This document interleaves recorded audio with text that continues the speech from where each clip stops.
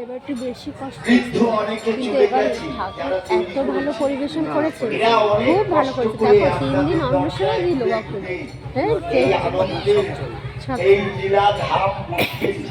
তাদের জন্য, আপনাদের মঙ্গলের জন্য, এটাই তাই ধাম করবে, দেখবেন কোনো দোষ আসবে না। বিশ্বাস করুন, ব্রাহ্মণের সরকার আমি মিথ্যা বলছি না, শাস্ত্র বলছে যে গৃহে মৃত্যু নাম হার।